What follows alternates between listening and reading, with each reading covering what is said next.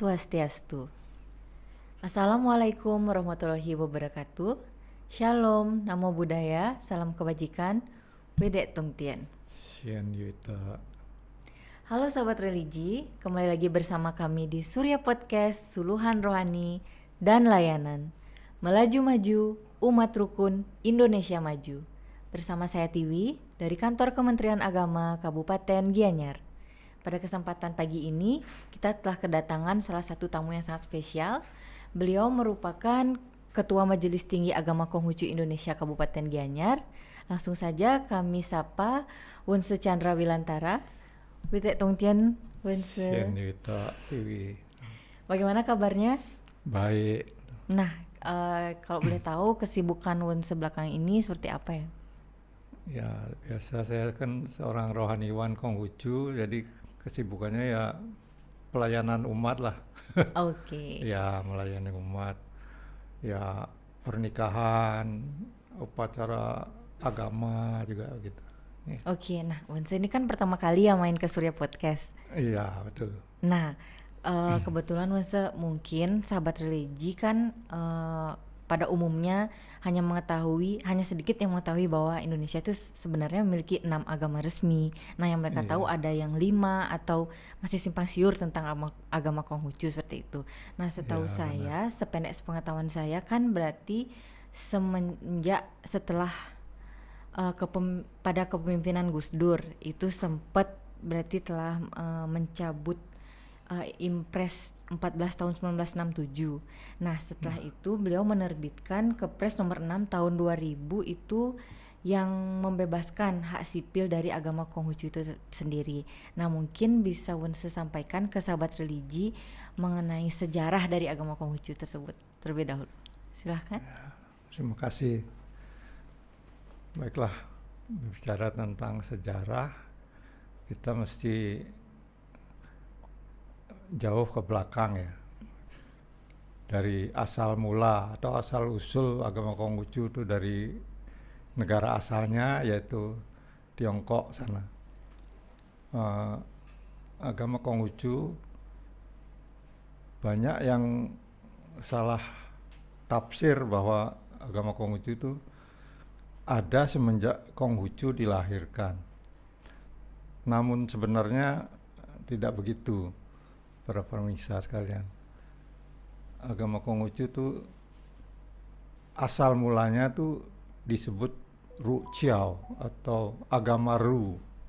Ya, secara harfiah berarti agama bagi kaum yang lembut hati, terbimbing dan terpelajar. Sedangkan berdasarkan akar katanya yaitu Ru Chiao itu Ru dan Chiao.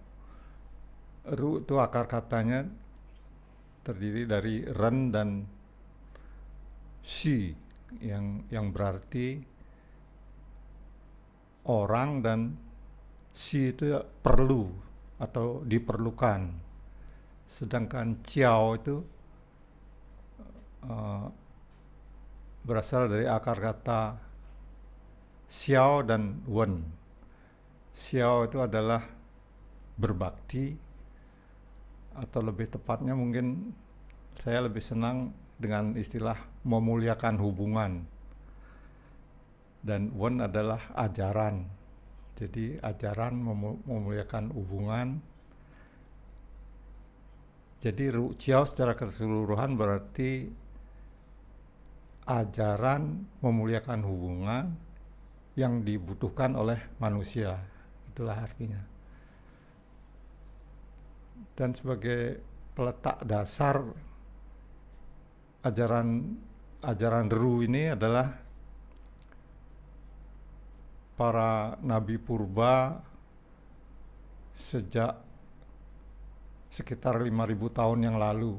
Jadi 2.500 tahun sebelum Nabi Konghucu lahir.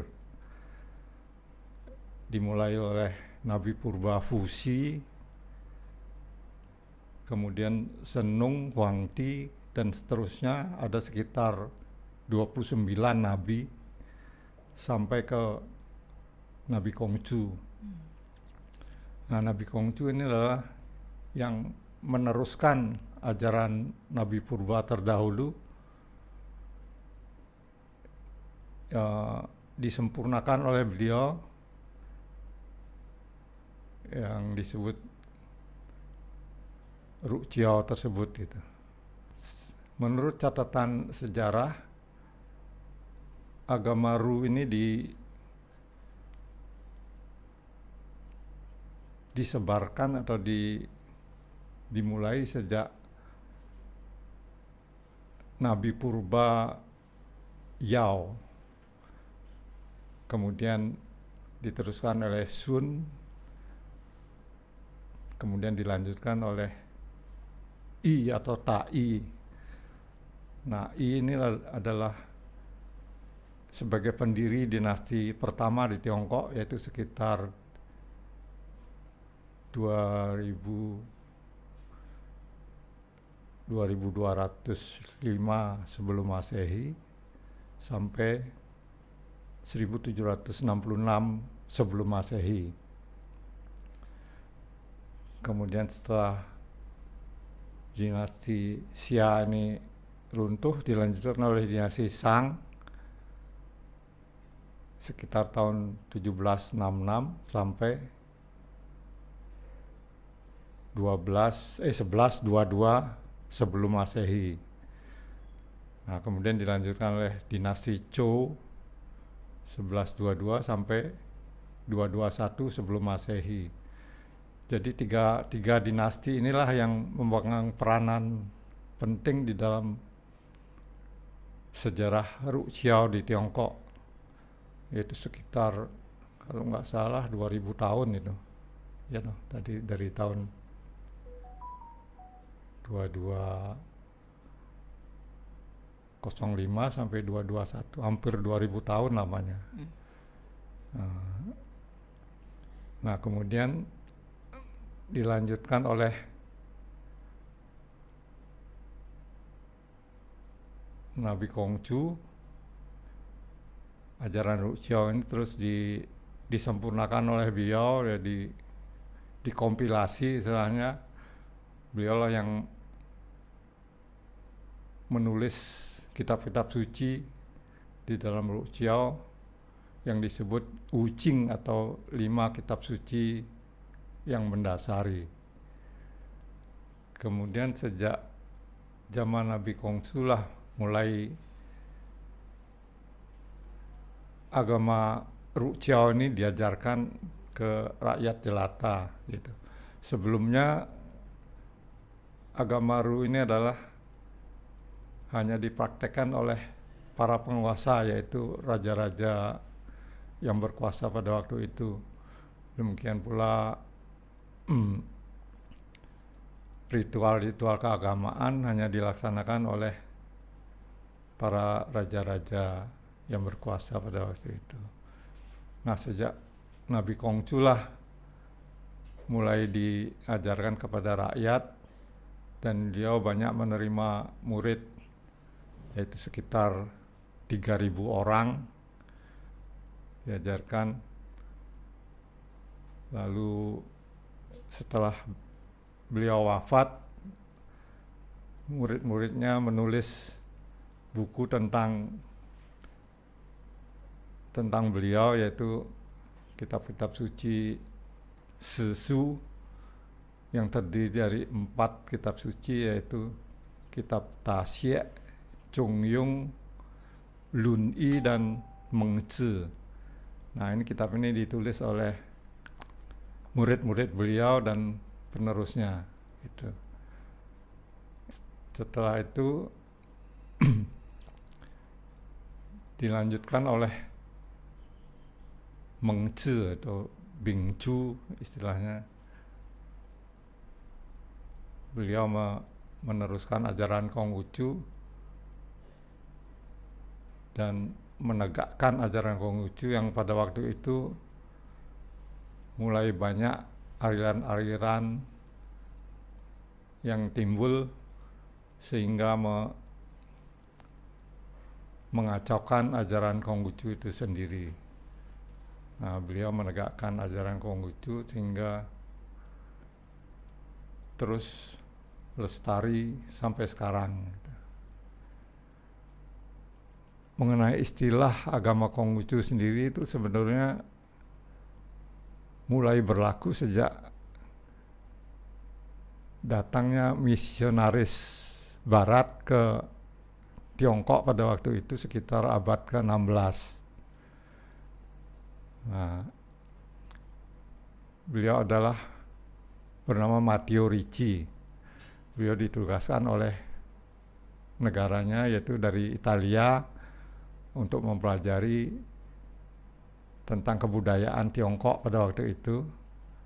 Nah, setelah beliau sampai di Tiongkok, beliau meneliti apa saja sebetulnya adat istiadat atau kebudayaan di Tiongkok pada waktu itu. Nah, setelah beliau mengadakan penelitian, ternyata yang paling dominan di Tiongkok itu adalah ajaran Nabi Konghucu itu gitu. Atau waktu itu ajaran Ruqiao ya, yang disebarkan oleh Nabi Konghucu. Nah, karena Nabi Konghucu yang paling dominan atau yang paling berpengaruh di Tiongkok, maka Matteo Ricci menyebut bahwa yang paling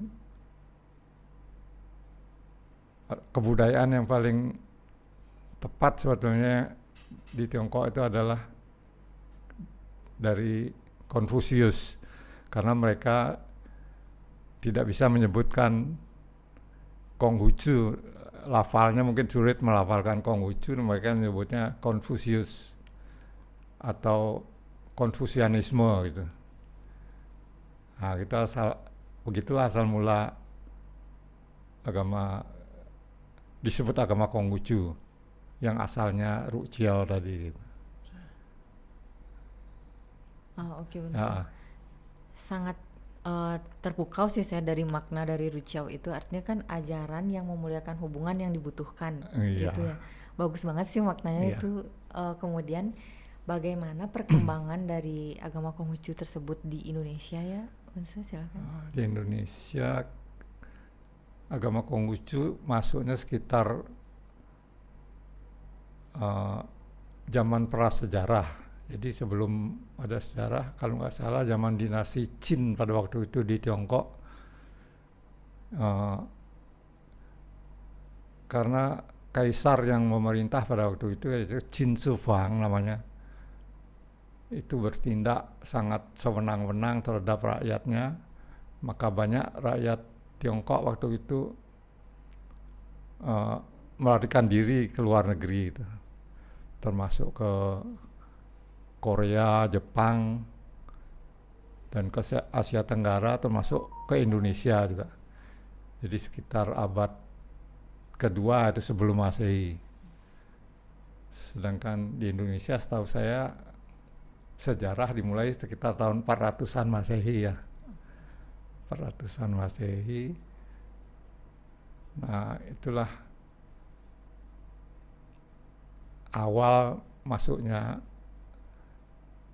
imigran Tiongkok ke Indonesia. Lalu secara periodik berdatangan setelah abad Masehi juga datang gitu, abad keempat, ke-7 dan seterusnya. Pada zaman Singasari juga kan Tiongkok mengirim utusan pada waktu itu untuk menghukum Raja Kertanegara pada waktu itu yang telah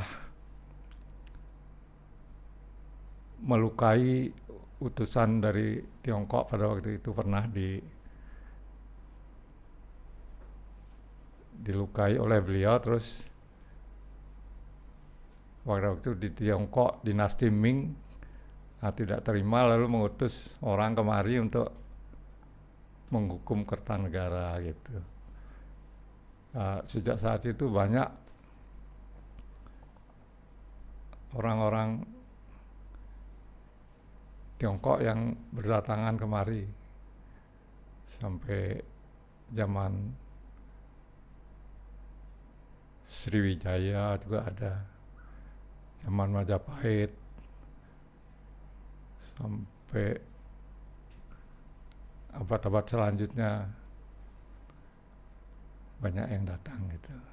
Sebelumnya saya akan jelaskan sedikit tentang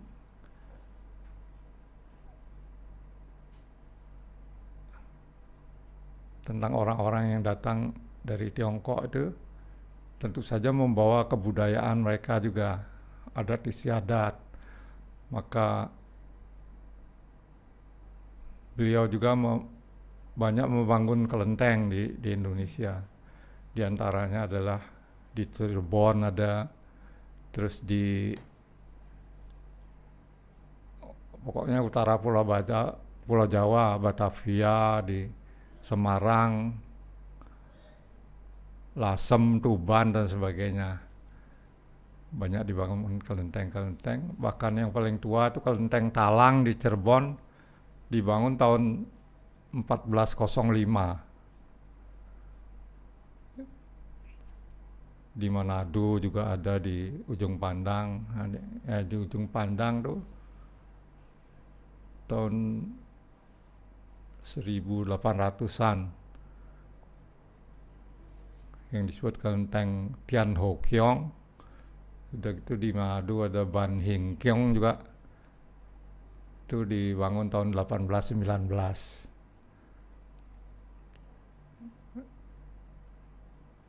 Demikianlah perjalanan agama Konghucu di Indonesia. Setelah sampai zaman Orde Baru, yaitu zaman Presiden Soeharto, beliau mengeluarkan Inpres 14 tahun 67 yang melarang adat istiadat Cina untuk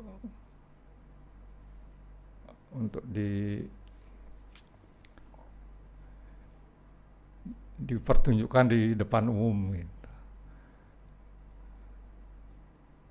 Padahal sebelumnya zaman Soeharto telah diakui agama Konghucu itu dan diberikan hari libur secara fakultatif, yaitu 4 hari raya Konghucu, yaitu hari raya Imlek, hari raya Qingming, hari lahirnya Nabi Konghucu, dan hari wafatnya Nabi Konghucu. 4 hari raya itu diberikan kebebasan bagi umatnya untuk dirayakan secara fakultatif gitu. Sejak keluarnya Inpres 14 itu, semua kegiatan hari raya itu dilarang dipertunjukkan di depan umum oleh pemerintah Orde Baru. Dan pada saat Gus Dur naik menjadi presiden sekitar tahun berapa Gus Dur? Tahun 2000, beliau mengeluarkan keputusan presiden nomor 6 tahun 2000 yang mengeliminir Inpres 14 atau mencabut Inpres 14 tahun 67 dan membuka kembali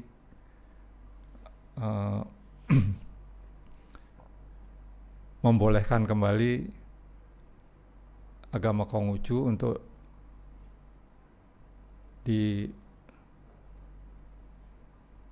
dipraktekkan oleh umatnya. Demikian pula budaya yang mengikuti seperti barongsai dan sebagainya boleh dilakukan di depan publik gitu. Oke, tadi kan Bonsa sempat membahas mengenai 4 hari besar dari agama Konghucu, Ya, dari Imlek, Qingming, hari kelahiran Nabi Konghucu, hari wafatnya Nabi Konghucu. Nah, selain keempat eh, hari besar itu, mungkin ada hari besar lain? ada hari besar lain sekitar 14 kalau nggak salah. Selain Imlek ada Cap Gome, terus ada Jingheping yang baru-baru ini dirayakan, terus ada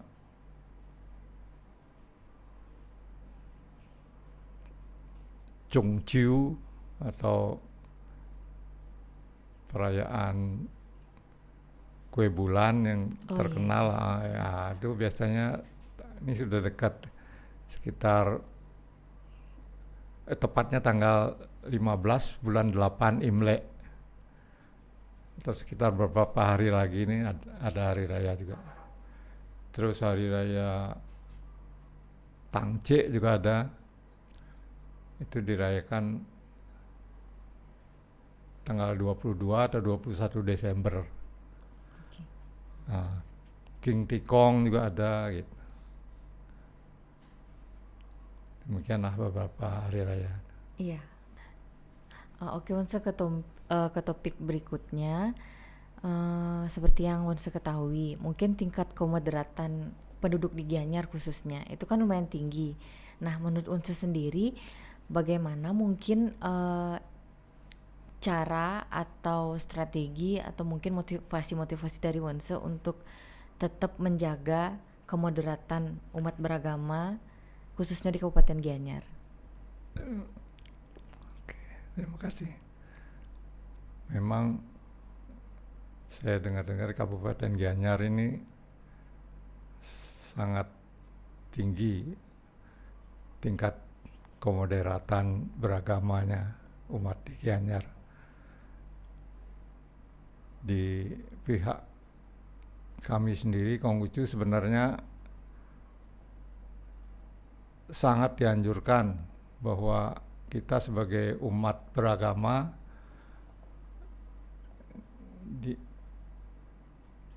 dihimbau untuk berlaku moderat selalu, seperti yang diajarkan oleh agama Konghucu, yaitu terutama pada kitab Chongyung. Itu kitab Chongyung sendiri adalah berarti tengah sempurna, yang di dalam bahasa Inggris diterjemahkan sebagai Doctrine of the Mean. Nah, Doctrine of the Mean ini berarti ajaran jalan tengah. Yaitu jalan tengah di sini bermaksud yaitu harus kita sebagai umatnya harus senantiasa harmonis, yaitu tetap di jalan tengah, tidak ekstrem kiri ataupun ekstrem kanan. Nah, demikianlah ajaran kita, selalu mengajarkan untuk selalu moderat, tidak condong ke kiri atau ke kanan gitu. Berarti itu ada di kitab Chongyung Ya, ya, kitab Bonsa? Chongyung. Oke. Dan kitab-kitab lainnya juga ada. Berarti salah satunya kitab Chongyung. Ada. Bonsa, mungkin sedemikian dulu perbincangan kita kali ini mengenai sejarah dari agama Konghucu itu sendiri. Ya. Mungkin di pertemuan selanjutnya kita bisa bahas mengenai topik-topik lain mengenai agama Konghucu lagi. Bonsa, oke. Saya tutup saja. Baik. Baiklah sahabat religi, demikianlah podcast kita pada hari ini. Kami mohon maaf apabila ada kesalahan, dan kami tutup dengan Parama Santi. Om Santi Santi Santi Om. Wassalamualaikum warahmatullahi wabarakatuh. Shalom, namo buddhaya, salam kebajikan. Wedek Tung Tien. Sien Wita.